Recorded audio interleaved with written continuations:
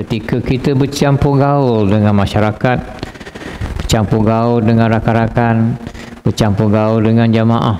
Mungkin orang kenal sifat kita sabar, kalau orang menilai sifat kita lembut, lemah lembut, cakap beralas, tak suka cakap sebarangan. Kadang-kadang orang suka cakap ikut suka dia je. Kadang kita pun terasa aduh mak, tapi kita bersabar. Dan mungkin kita kenal sifat kita yang suka berpura-pura sifat yang lain, yang mana mungkin Allah tak suka. Kita tahu sifat tu buruk. Kita lebih kenal sifat buruk kita. Kalau kita teliti, pandang, lihat, teliti, kita tahu itu sifat buruk kita. Sifat baik kita pula, kita mungkin susah nak tentukan, kerana mungkin itu dibuat-buat, mungkin itu secara spontan. Sifat yang baik, yang betul-betul akhlak itu ialah benda yang original yang ada pada diri kita. Semula jadi memang bakhil, memang mata keranjang, memang cakap lepas saja, mungkin pendiam. Tapi sifat itu mungkin pada kita menilaikan kita sifat itu bagus, tapi pada bila kita campur orang berlainan pula. Sebab tu kita lebih kenal sifat kita yang buruk itu. Ya, itulah bila kita muhasabah, bila kita kenal sifat yang buruk kita, kita buang. Mana sifat yang memang semula jadi sifat kita tu, mungkin kita payah kenal. Lepas tu bila kita campur orang, baru kita kenal kita ni pemurah ke, penyabar ke, mudah tersinggung, mudah ambil hati. Memang banyak sifat-sifat buruk kalau kita lihat. Suka cerita aib orang ataupun tak suka cerita aib orang, tak suka lihat aib orang, tak suka cari salah orang. Apa mana yang buruk yang baik itu, buang yang buruk tu. Kadang memang ada orang dia menerima kesalahan, mudah mengaku salah, mudah insaf. Kadang walaupun dia bengis, garang, tapi bila dia salah, orang tegur, ya dia terima. Itu sifat yang bagus. Kalau kita lihat seorang sahabat Sayyidina Umar radhiyallahu anhu, ketika beliau ni mengelilingi Madinah satu malam, jumpa satu rumah, tengok celah-celah pintu rumah, dia melihat seorang tua, orang lelaki minum arak. Maka Sayyidina Umar panjat dinding rumah tu, dan tu panjat dinding turun. Bila orang tua tu nampak Sayyidina Umar panjat turun, maka orang tua tu pun cakap, ya Amiral Mu'minin, ana asaitullaha fi wahidatin wa anta fi thalas. Aku salah dengan Allah satu je, kata orang tua tu. Engkau tiga salah, kata dia. Kesalahan pertama Sayyidina Umar apa? Qala Allah Ta'ala, dia baca firman Allah. Alim pula orang tua tu, tahu pula ayat Quran. Takkan tak tahu pula ke ayat Quran lain dia tahu, ayat Quran legah minum arak tak tahu. Kan pelik-pelik tu. Firman Allah kata dia, wala tajassasu, jangan kamu mengintip-ngintip, mencari salah orang. Wa anta tajassasta alaina, engkau ngintip kami, kata dia. Satu Sayyidina Umar salah. Wa qala ta'ala, disebut lagi ayat lain kesalahan yang kedua.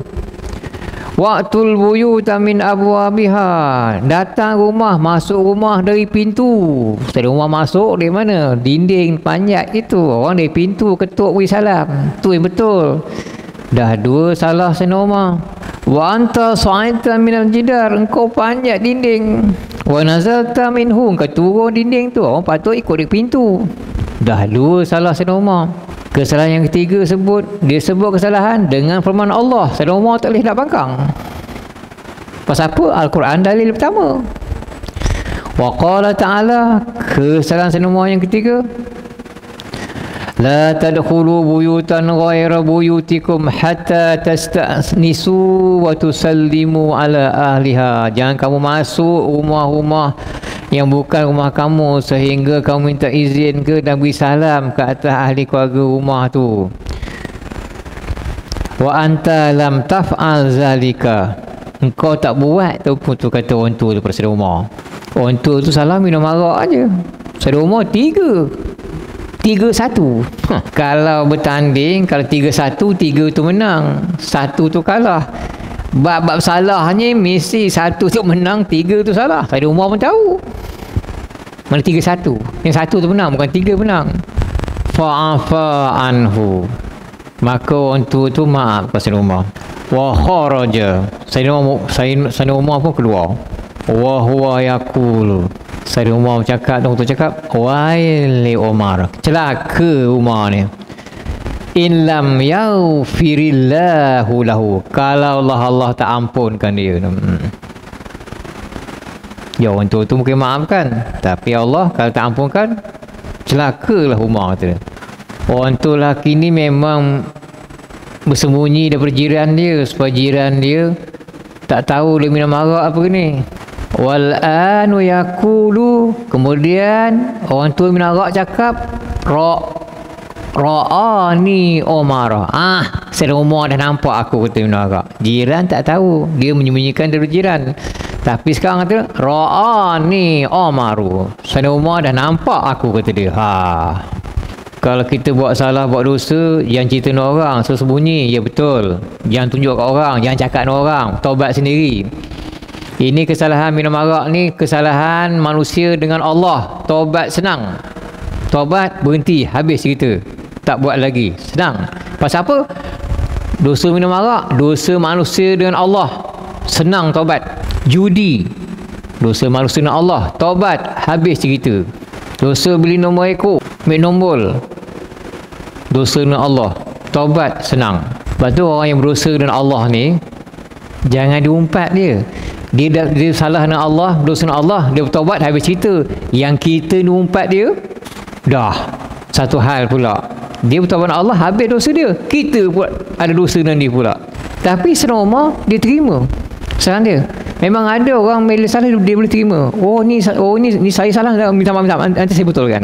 Ni memang salah saya ni, nanti saya betulkan. Tak ada masalah, lapang dada tu. Ada orang, mana aku dia tak terima. Itu sifat tak bagus tu. Kena muhasabah tu. Ada orang tak suka cerita buruk orang. Ini sifat bagus. Kalau orang, dia dengar orang cerita buruk orang tanya dia, kau tu tak gini-gini. Wallah tak tahu. Dia cakap tahu tu pasal apa? Tak mahu orang tu teruskan cerita, dia tak mahu, diam, dia tak mahu dengar. Kerana bila kita menutup keaiban orang, orang cakap, kau tu tak gini. Tak ada lah. Mana ada? Tak ada, tak ada. Dia memang baik, tak ada. Ataupun entah aku tahu. Setahu aku dia tu baik kan. Dah. Kerana Nabi sallallahu alaihi wasallam la yara mu'minun min akhihi auratan fayasturuha alaihi, taklah seorang mukmin itu melihat aurat, maknanya keaifan ataupun keburukan saudara dia ataupun keburukan orang lain, fayasturuha alaihi, dia tutup, nampak tutup, tak cerita pada orang lain, tak apa gini. Hatta nampak dia buat jahat apa gini, dia buat dosa ni, diam. Tak, tu. Kalau tegur secara sembunyi, dia diam, tutup. Apa balasan Allah? Illa adkhalahullahu bihal jannata, Allah masukkan dalam syurga. Kalau siapa menutup keaiban saudara dia, menutup buruk dia, Allah tutup keaiban dia pada hari kiamat. Wa man satara musliman satarallahu fid dunya wal akhirah, siapa yang menutup keaiban saudara dia, buruk orang tu ke ditutup, tak cerita pun, Allah tutup keaiban di dunia akhirat. Ke akhirat Allah tak cerita pun keburukan dia. Man satara aurata akhihil muslim, siapa yang menutup kesalahan aib saudara dia muslim, satarallahu auratahu yaumil qiyamah, Allah tutup keaiban hari kiamat. Kalau kita nakkan bahawa pada hari kiamat Allah tak buka keaiban kita di hadapan makhluk-makhluk yang lain, tak baca pun keaiban kita atau buruk kita di depan orang lain, maka kat dunia naklah kita tutup keaiban orang. Jangan suka cerita buruk orang, jangan suka cerita aib orang, diam saja. Allah akan balas di akhirat. Allah tak buka pun keaiban kita.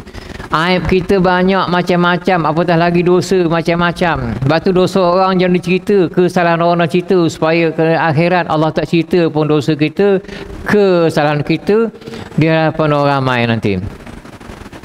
Wa man kashafa aurat akhihil mu'min, siapa yang buka kaiban orang lain, cerita gini, kashafallahu auratahu, Allah cerita kebukaan dia, hatta namimatan, sehingga apa, nangkal ke apa, sehingga apa ni, bomo ke apa gini, alla yusaddikahu, jangan benarkan dia, li'annahu fasikun, bukan hatta yaftadiha biha fi baiti, sehingga kalau dia suka buka kaiban saudara dia mukmin, suka cerita aib orang lain, Allah bukakan aib dia sehingga terdedah di dalam rumah dia. Dia suka cerita aib orang, buruk orang, suka cerita gini-gini orang, nanti Allah buka aib dia, dalam rumah dia sendiri pun tahu aib dia tu dia. Allah buka sampai dalam rumah dia pun, isteri dia, anak-anak dia pun tahu aib dia, buruk dia. Kenapa? Dia suka cerita aib orang. Judahnya aib dia pun kat rumah, ahli keluarga dia tahu. Sampai begitu sekali. Lepas tu jalan keluar dia, bila kita lihat seorang tu buat salah atau buat dosa, hendaklah kita sangka baik. Macam mana sangka baik?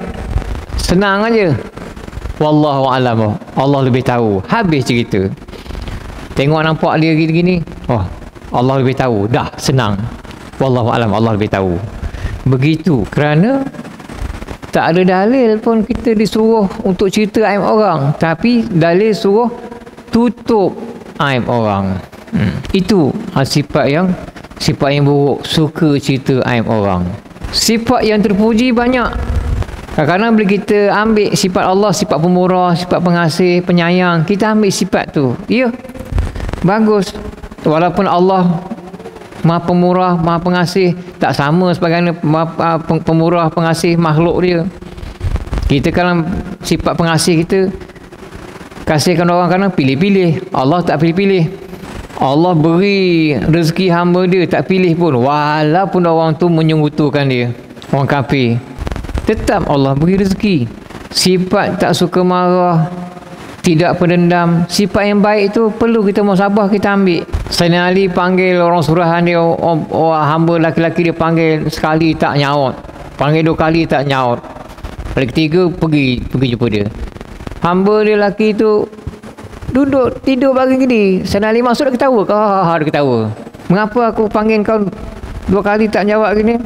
Maka Sayyidina Ali pun cakap, apa ni, hamba cakap, amantu uqubataka, aku tahu aku selamat daripada siksa engkau, apa dera engkau, aku tahu aku selamat tadi.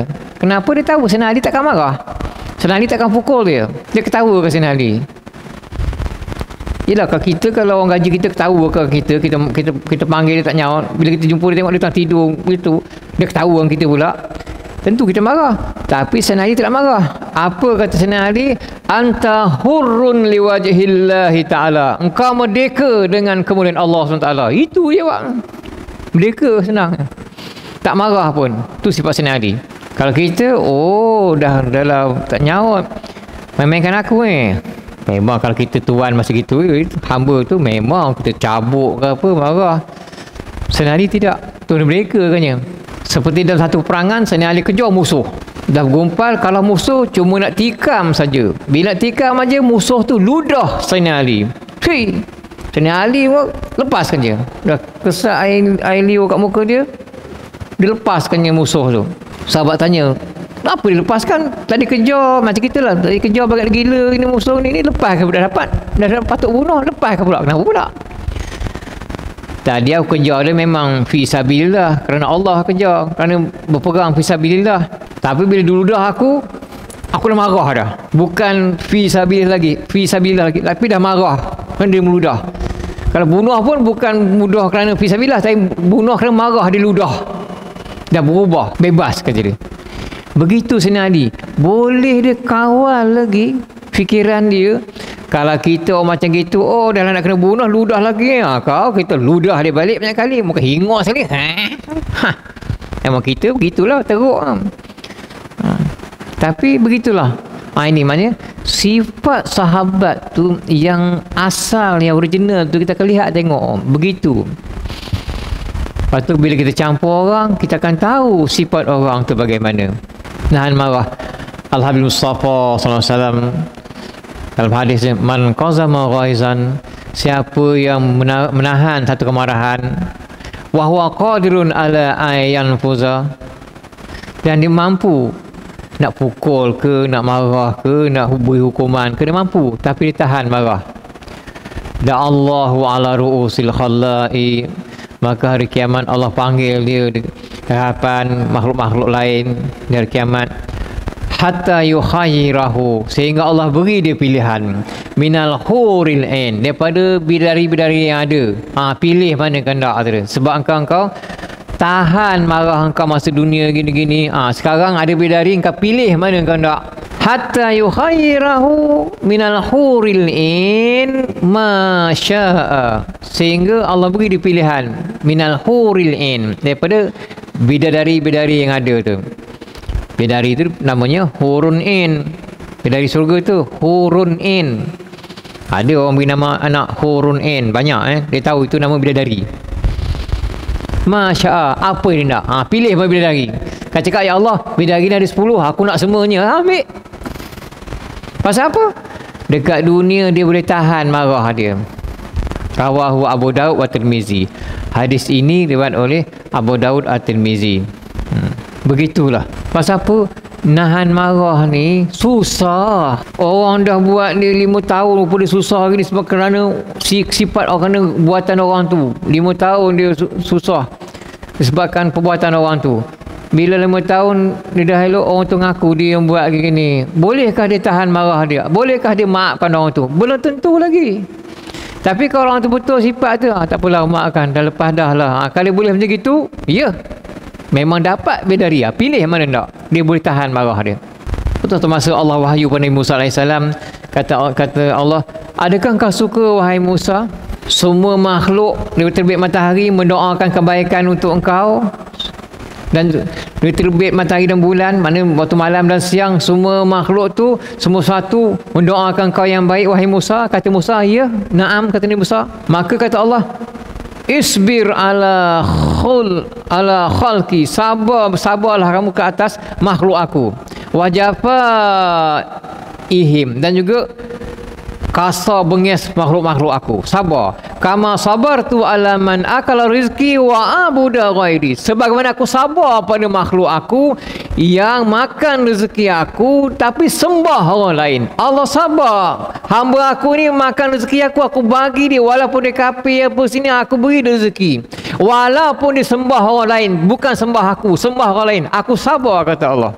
Begitulah wahai Musa, kalau kau nak suatu doakan kau yang baik, naklah kau sabar dengan bengis mereka, apa yang tahan sabar. Sebagaimana aku sabar dengan makhluk aku yang mana aku beri rezeki tapi dia sembah yang selain aku, kata Allah. Kerana bila kita campur orang, kita boleh sabar, banyak kebaikan. Lepas tu campur orang tu lagi bagus daripada orang yang tak campur orang. Dengan orang yang campur orang, yang campur orang tu bagus. Lepas tu Al-Habib Mustafa sallallahu alaihi wasallam dalam hadisnya, al-mu'minul ladzi yukhalitun nas, mukmin yang bercampur dengan manusia orang lain, wa yasbiru ala azahum, dan sabar dengan perbuatan mereka yang menyakiti. Kadang cakap mereka tu kasar, kadang cakap ikut suka, menyakitkan hati ke, tapi sabar. Afdalu minal mu'min, lebih afdal orang yang campur, orang mukmin yang campur manusia tu, yang tahan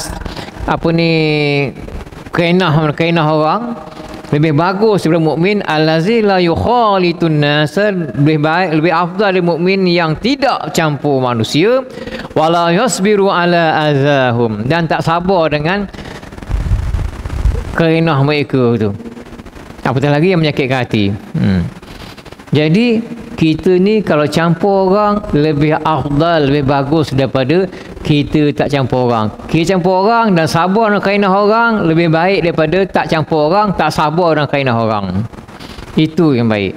Kerana kita bila kita campur orang, kita boleh Walaupun cara buat-buat, kita boleh latih diri kita supaya sabar, manis muka, orang beri salam kita jawab, mudah kita bersalam dengan orang, beri salam, kita mudah manis muka, kita latih cakap elok-elok, cakap beralas. Kerana bila muhasabah, sifat-sifat kita yang tak elok ni kita nak buang, memang payah makan masa. Tapi gitulah, cara dia, kita campur orang yang baik, kita lihat baik dia, kita tiru sifat dia, kita ambil sifat dia. Juga sifat-sifat Allah tu, walaupun kita nak jadi orang yang pemurah, kita rajin suka beri makan orang, suka cakap yang elok, kita ambil sifat Allah yang pemurah, pengasih. Tak apa, itu Allah sifat dia pemurah, tak sama kita kalau pemurah, kita manusia. Dan kita ambil pun sifat-sifat Allah yang Allah larang, macam sifat angkuh, sifat takabur, itu sifat Allah, kita tak boleh ambil. Maka kita ambil lah, sebagai manusia ni yang lemah ni, kita ambil sifat yang mudah kita lakukan yang baik. Yang mana manusia campur, mudah kita orang suka dengan kita, sifat kita yang elok. Kerana mungkin orang ambil sifat kita yang baik tu, orang contoh, dia tu bagus, pemurah, dia cakap elok je. Ada orang yang ambil sifat kita tu, dia suka tiru cara kita. Sekarang cara kita bercakap, orang tiru baik kita. Itulah, bila sifat kita yang elok, yang baik tu, kita tunjukkan benda yang baik, maka orang ambil, ikut, maka kita pun dapat kebaikan, dan orang itu pun dapat kebaikan, dan siapa yang mengikut orang itu pun dapat kebaikan. Begitulah tuan-tuan, muhasabahlah diri kita. Ingatkan tuan-tuan, juga diri saya, supaya rajin muhasabah diri, tengok mana sifat yang buruk, buang sedikit demi sedikit, tukar dengan sifat-sifat yang baik. Wallahu subhanahu wa ta'ala a'lam. Subhanakallahumma wa bihamdika asyhadu an la ilaha illa anta astaghfiruka wa atubu ilaik. Bismillahirrahmanirrahim. Wal 'asri innal insana lafi khusr illa allazina amanu wa mustalihat wa tawassaw bil haqqi was sabr.